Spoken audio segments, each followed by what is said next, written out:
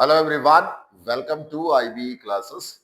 Now today we are going to discuss about the second test pertaining to GS paper 2.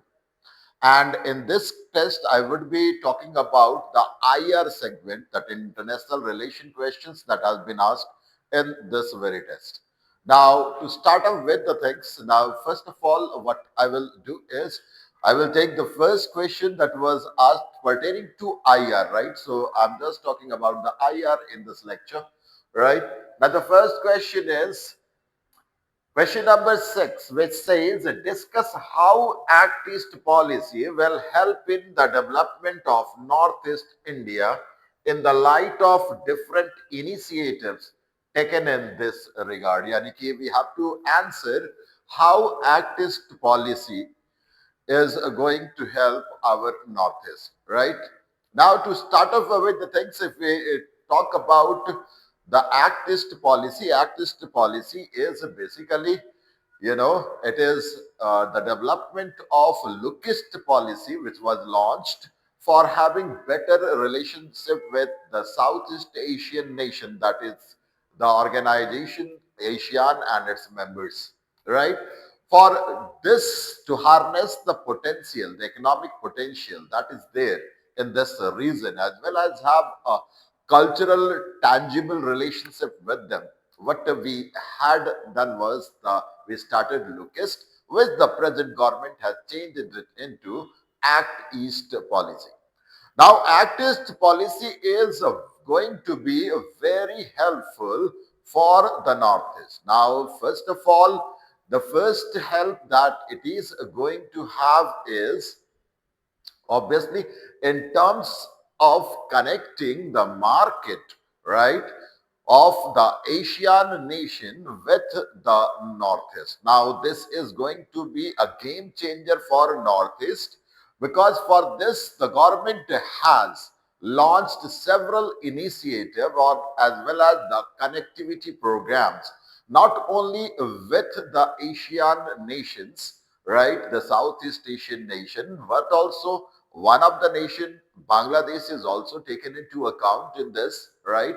Obviously, the more focus is in ASEAN, but the dialogue partner status has been given to Bangladesh with ASEAN. So we are also taking Bangladesh into account to some extent. Obviously, in our answer, we just, try to mention in very brief, not about more about Bangladesh, what many of you guys have done, right? Because even the examiner can be of the notion, right? He could think that obviously ACTist is basically with ASEAN and Bangladesh is not an ASEAN member. So why you are writing all this, right? So this is the first thing.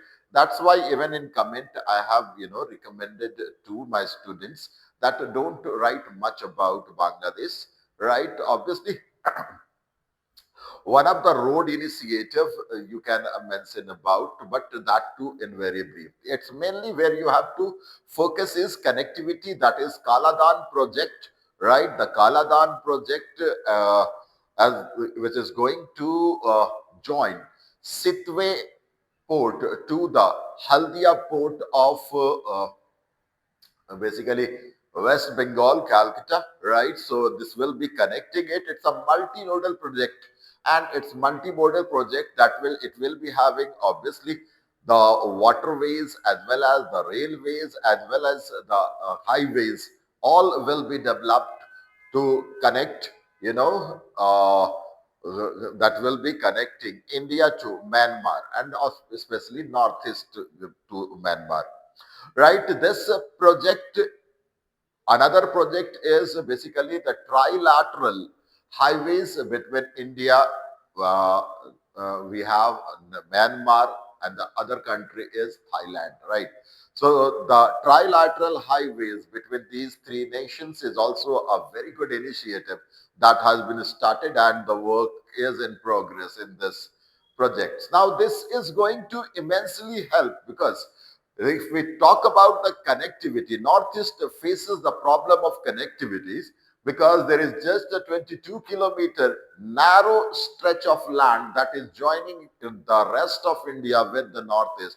which is called the chicken neck or the Siliguri corridor, right? So we had to lessen the burden or connectivity on the chicken neck. We need to find certain ways, certain other options, and obviously this Kaladan project is going to be a great boon for Northeast, because the goods from the mainland India can be transported to the northeastern part of our country, right, through the roadways of Myanmar, right? So first from Bengal, Calcutta Haldia port would be used, from there to Sitwe, and from Sitwe through Myanmar to the northeastern part, right? So that could be done in Manipur, Arunachal places. Now, so first thing will be the connectivity. You will be talking about this initiative. Then obviously there is a second thing, that is the cultural thing. And the culture is going to be greatly influenced, because there is quite a similarity between the Northeast culture and the culture of Myanmar, as well as the Southeastern Asian nations. So there will be a cultural uh, connectivity between the two, where more friendliness will be there, and there will be cultural enrichment. Apart from this, it will lead to rather, it will lead to growth of tourism in Northeast, which is very much required, because Northeast has a great potential in terms of tourism, and by the this linking, obviously it will be of great help. Even the government is have kept one thing in pipeline, that is, it is planning to develop, it will be joining northeast part of India through the railways till the Vietnam, Hanoi, right? They are going to start a railway project. So even this will be, facilitating tourism as well as economic as well. Now, obviously, this will also help in increase in foreign direct investment in the region, because obviously this region is capital starved region, and as we know, it is most of the states are completely dependent on the central fund. So for the economic development of this region, obviously a lot of FDIs are required, and that we can easily garner from the Southeast Asian nation, right? Apart from this, this will also help in building much more roads and other infrastructure development here. Now, another thing is we are collaborating with Japan, right, which is also the one of the dialogue partner state of ASEAN, and for developing the hydroelectric power potential of the Northeast region. So now, obviously, this will be of great help. So, Act East policy can be a boon or the game changer for the Northeast region. Now, these were things that you were supposed to write in the paper. Now, I will move on to the next question. Question number 7, discuss SCO and how it is beneficial for India in the light of recent SCO event. Now, when we talk about Shanghai Corporation Organization, it was formed in 2001. Now, everyone, most of you have what they have missed is when when the question says discuss SEO, right? So now you need to write at least 6 to 7 lines, 8 lines, a brief introduction about SEO organization is required in the answer, right? So you have to write like this. The SEO, which came into being in 2001, it has 6 members in the beginning, right? The 4 members were from Central Asia, that were Kazakhstan, Kyrgyzstan, Tajikistan, and Uzbekistan. Only one country, that is Turkmenistan, which was not the part. So 4 countries, this one. Then we have China and Russia. So 6 power formed this organization in 2001. And then obviously 2 more power, they became its member in 2017, right? And they were India and Pakistan. Now, after that, in 2023, the Iran became another ninth member, and then in recently Belarus became the 10th member of this organization, right? So it was in 2025 that Belarus became its member. It's the latest member it is on 10th or 15th January. Belarus became the SCO member as such. Now, this all has resulted in this organization as a SCO organization having 10 members, and it is mainly for regional cooperation. Now, always remember you have to write the aim as well. So, it is for regional cooperation and cooperation which will also have commercial and trade transaction. Then it will also be against the terrorism, right? Then maintaining peace and stability in the region. So these are the main aims and objective of SCO. Now, if we talk about SCO and it is how it is, going to be important for India. Now, it is very important for India because, first of all, it provides a great platform to be in touch and having good relationship with two superpowers, we can say, right? That is both China and Russia. Second thing is it provides a platform for mitigating the differences that persist, right, and having friendly relationship, right, with the countries with whom we don't enjoy good relationship like China and Pakistan. This platform can be used for mutual beneficial relationship that can be established, and the differences can be sorted out through negotiation and talks, right? So that's why this is again important. Third one is, now this organization has basically and our anti-terrorist organization corporation, which is called RATS. So RATS is there, which is against the terrorism, and that could be used by India to mitigate the problem of terrorism, right? And it can even talk with Pakistan and other nation to stop terrorism in the nation, in the region. Now, the next point that you need to write is it is going to be a great boon for India because it will give direct access to, obviously, the Central Asian nation, right, which is very important in terms of economy.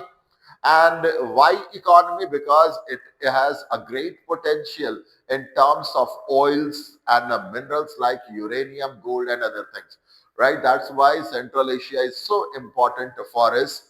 Now, incorporation of Iran into it obviously will help us to, further develop Chahbar port as well as the connectivity link to Afghanistan and Central Asia by bypassing Pakistan, right? So these are all the things. This is going to be very beneficial for India. It was just for 150 words. That's why you have just need to write it in points in there. One problem that I'm completely, wanted to discuss with you is most of the answers that people are writing, those answers that they know very well, they completely forget about the word limits. Now, if the prescribed one word limit is 150 word, try to not surpass 160 or 170 marks. Otherwise, you are going to miss a lot of questions in the examination, which you obviously know, right?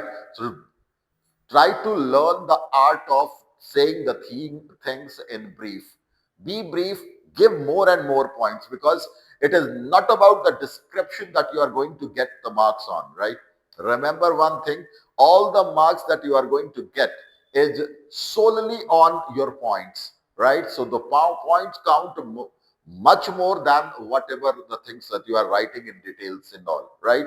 So always keep these things in mind when you write the answer. We will move on to the next question and discuss the impact of Iran-Israel tension. Question number 8, I'm going to discuss now Iran-Israel tension, right?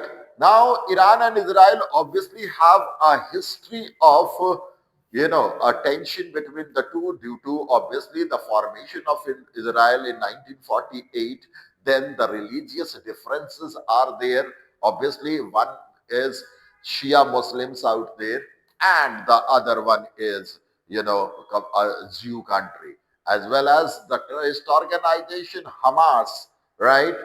Now, Hamas is of Shia Muslims, which is supported by Iran, right? So, this is why this conflict has clearly emerged right now when Iran has, fired a lot of missiles on Israel, and in counter retaliation, obviously, even Israel had fired missiles as well as airstrikes were done in Iran, right? So these were the things that have been taking place.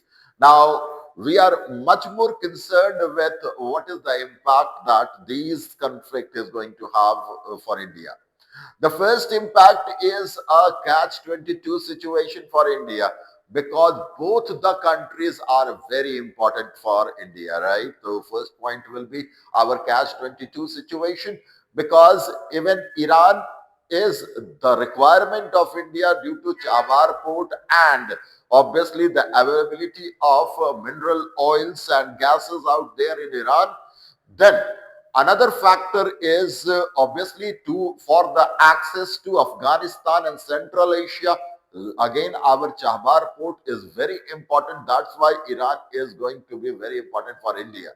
So obviously, India can't be taking side with Iran, or taking side against Iran.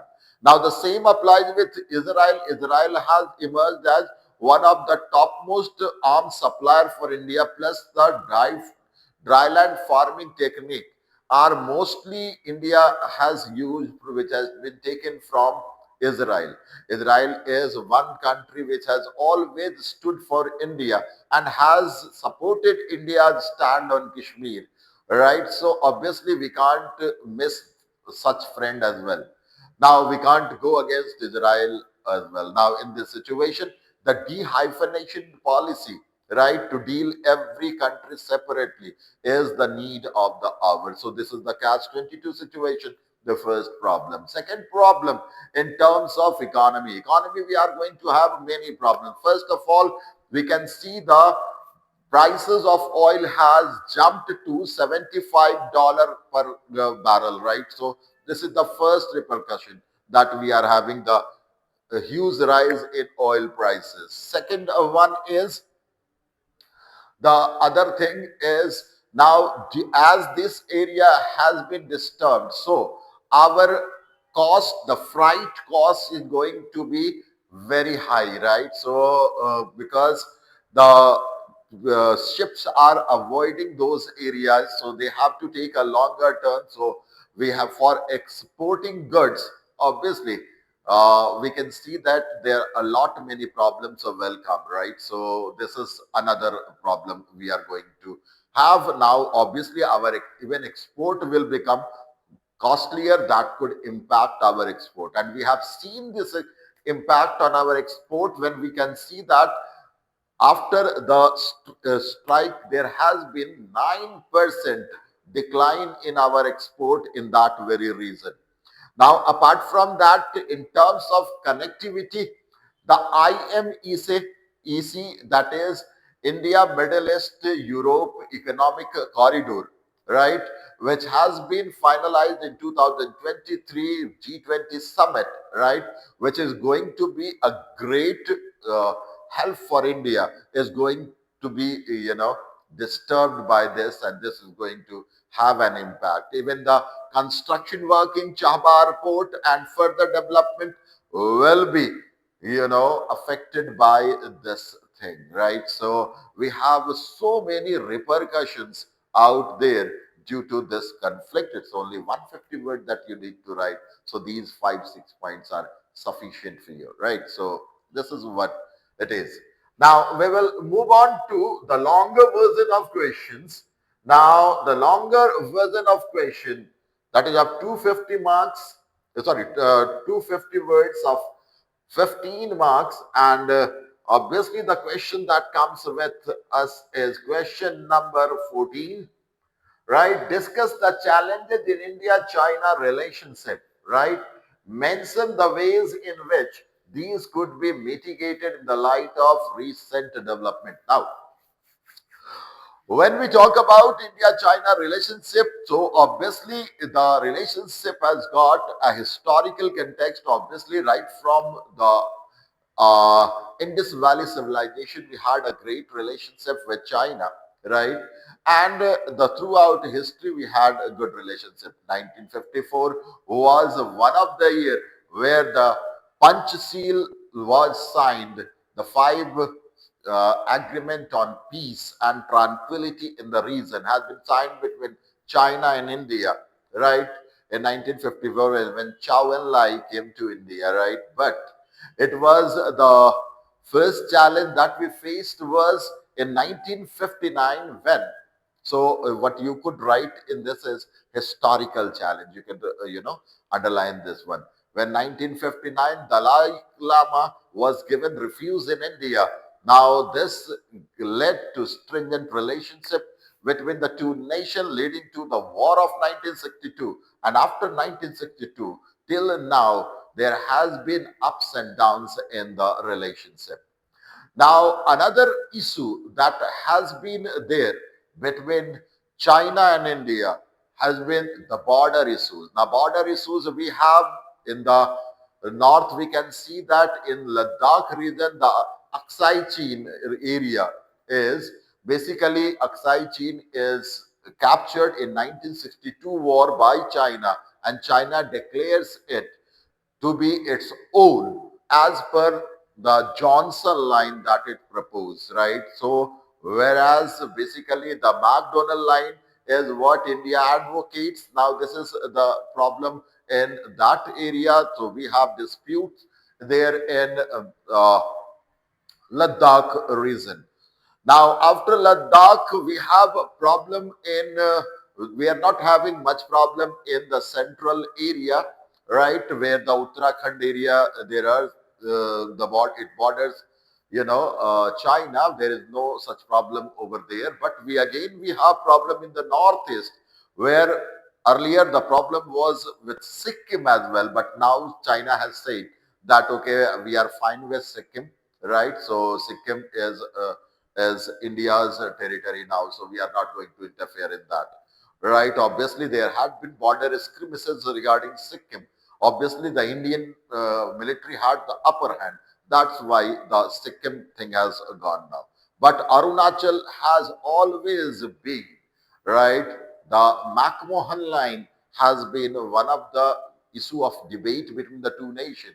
And still China in many of the maps shows Arunachal Pradesh as its own. So border tension on border is always there. Now tension we have seen the Galwan near the Pangong Lake in uh, basically your Ladakh region, and even certain time back there was certain strife on Arunachal border as well. But obviously there is a bit of distance between the China and the Arunachal here, so the things are pretty in control here. But Ladakh, the things are a bit in a state where we often see border skirmishes because it is just the extension of border because even India says it's Aksai Chin is ours and China says it's ours. So that is more problem out there. So first of all, you need to write about the border issue. After the border issue, the rise of China and its policy of domination is the second one because on in international arena we can see that the South China Sea, China is completely trying to control the South China Sea. And obviously, India has got its stake in Vietnam as well as Brunei, where the Indian companies like ONGC are established, and they are obviously what they are doing. They are involved in oil extraction and also obviously India's problem in uh, China Sea, right? South China Sea is also there. Now, apart from that, we have another problem of a trade deficit with China. Right now, the India has become a dumping ground of Chinese goods, right? And we have the severe trade deficit and the trade deficit is of a volume of around $100 billion, right? This is a great concern for India, right? Next one is obviously the cyber security threat from China as well, right? We can see that Chinese hackers have tried to uh, spy the data as well as manipulate the data of the company which was making the COVID vaccine here, right? So such attacks has been there, right? Even the Chinese spies were have been there. So that's why many of the Chinese apps were banned by the Indian government. So that is also a challenge that India faces. Apart from it, India faces problems in the face of or in the face of OBOR policy that was started by China. OBOR is One Belt, One Road initiative. Now this has two things, one belt and one road, and in this one, it is in both ways. It is the land route as well as the sea route.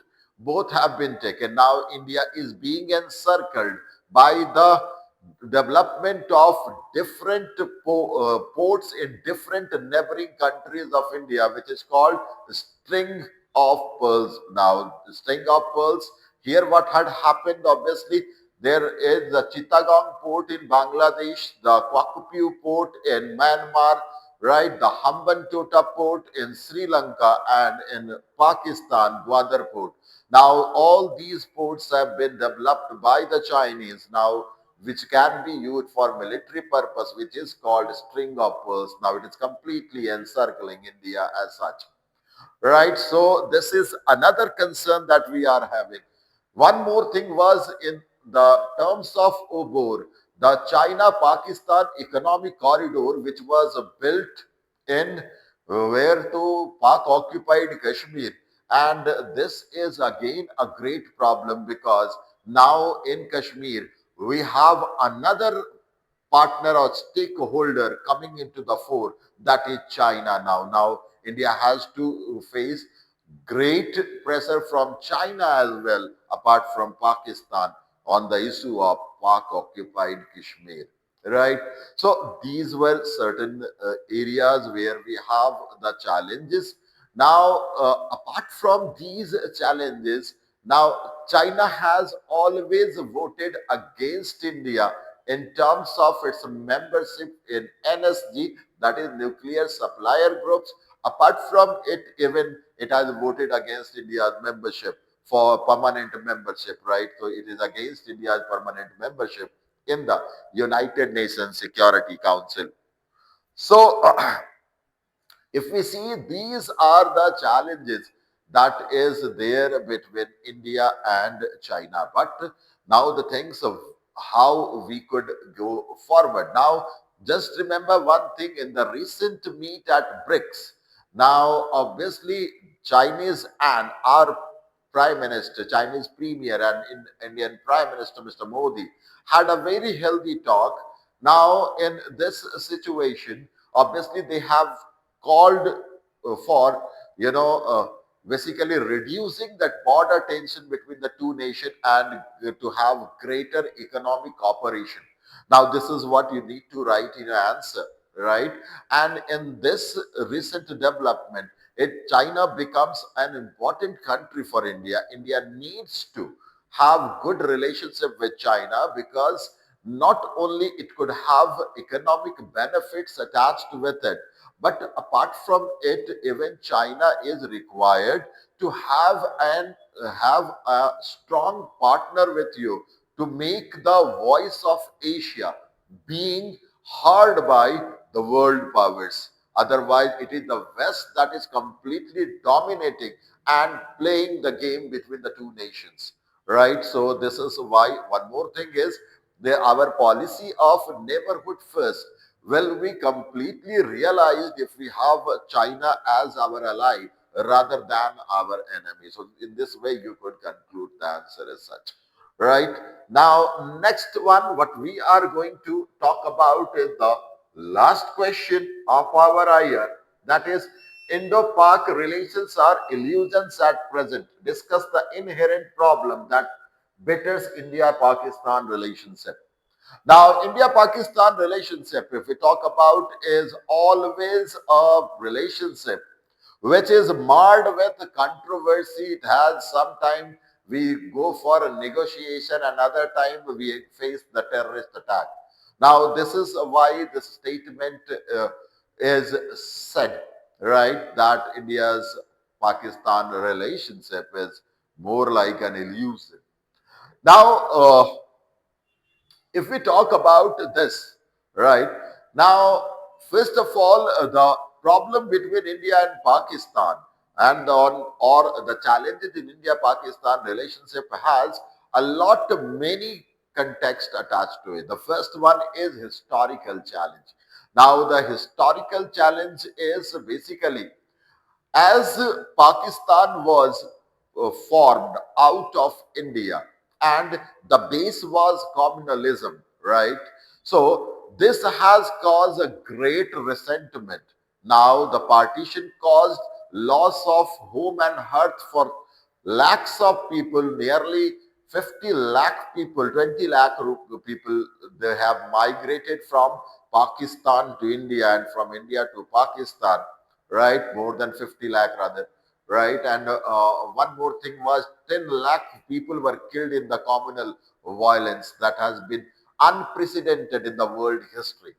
And this is why the people from both sides have that hatred within their heart, and this antagonism is reflected between the two government and the government stand. Now we can see politically in Pakistan for winning election, this hatred is used, and in India also for winning Pakistan election, this hatred is used. Right? That's why anti-Pakistan sentiment is stand as well as statement starts when the election comes in here, right? So this is the first one, the historical challenge that we have. Now the second challenge that we tend to face is basically again the biggest thing, that is obviously Kashmir issue, right?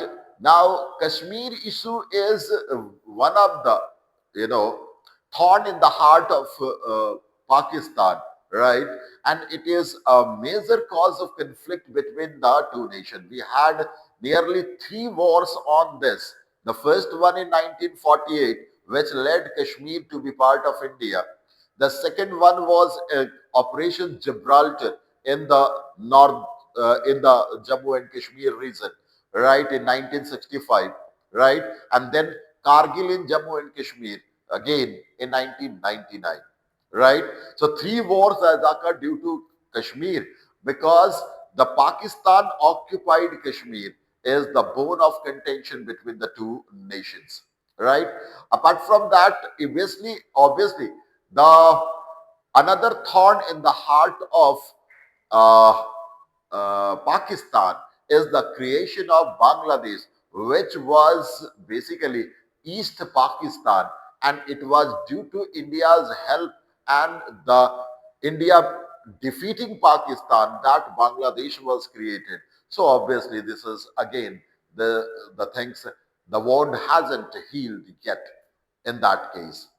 Now, apart from that, we will look into some other issues between the two nations, and that is Indus Water Treaty, right?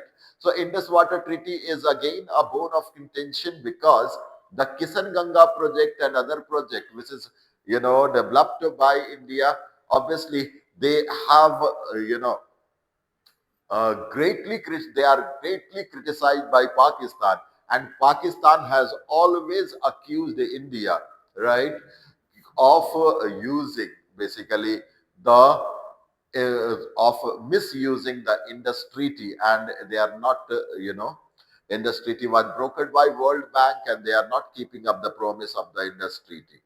Obviously, if we talk about in this treaty, there are three rivers have been given to India, right? And the three rivers have been given to Pakistan. Now, if we talk about these three rivers, now India has basically India has been given the rivers like your Satluj, Bees, and the Satluj, Bees, and Ravi, and whereas the uh, Jhelum, Chenab, and Indus has been allocated to basically Pakistan under this treaty. Right now, this is a one issue. Then another issue is Sir Creek issue, which is basically the estuary in Gujarat region. 96-kilometer estuary is there, right? And it is claimed by Pakistan that it is completely its, whereas India says that as per 1928 agreement, it half of the Sir Creek land belongs to it. Now, why it is important for India? Because of two reasons. Because India can't leave its stake. Obviously, it's a marshy land, but now it is a hub of petrol and petroleum products, rather, right? Crude oil and gases are being found in that region, right? So that's why this become very important. Apart from it, then we have UN clause laws as well. 200 miles, right? 200 miles, obviously, is the EEZ, yani special economic zone of any country in the sea. So if Sir Creek goes to Pakistan, even Bombay will be under, Bombay High and other will be under, you know, Pakistan EEZ. So obviously this is completely a nonsense which is remarked by Pakistan. We can't give that. Now, apart from that, we have certain problem at Siachen as well. And in Siachen, basically, now as all the topmost positions have been captured by the Indian Army, right?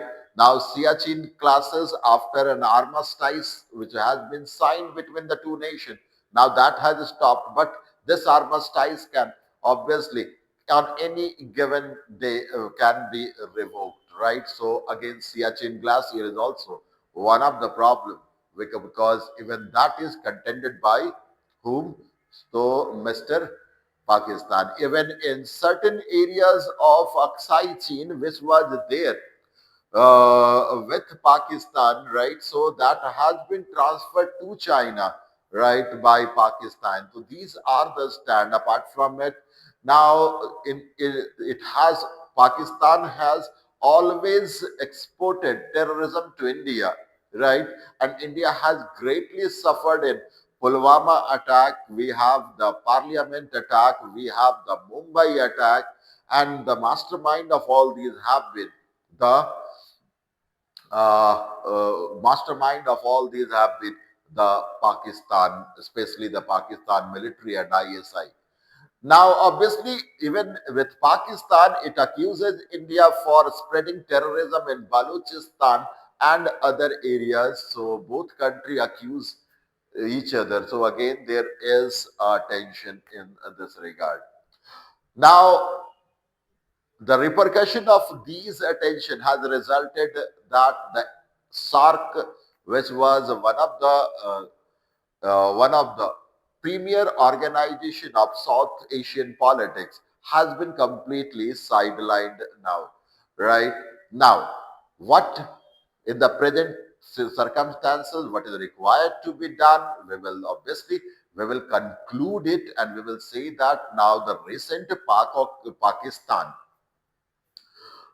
in Pakistan, the SCO meet of governor, head of government meet of SCO was held in Pakistan in Islamabad, and in that both countries have adopted a softer stand on each other, and they have started talking to each other, and they have uh, accepted that our relationship should become better, and that's why the controversial issues was completely ignored by both the countries, and India lauded the effort of Pakistan of launching such such a meet like SCO in Pakistan, right? And its commitment being showed towards terrorism and others, right? So that is a very important. Even they have, both countries have agreed to continue the cricketing ties. So soft power development initiative has been initiated, right? This is the need of the hour, because we can't have such a hostile nuclear powered country like Pakistan in our neighborhood. So we should try to make a relationship with Pakistan better, right? This was what you need to write, right? So this is all about the 5 questions that they were there in international relation, right? So I hope this will be helpful to you. Thank you, guys. Thank you.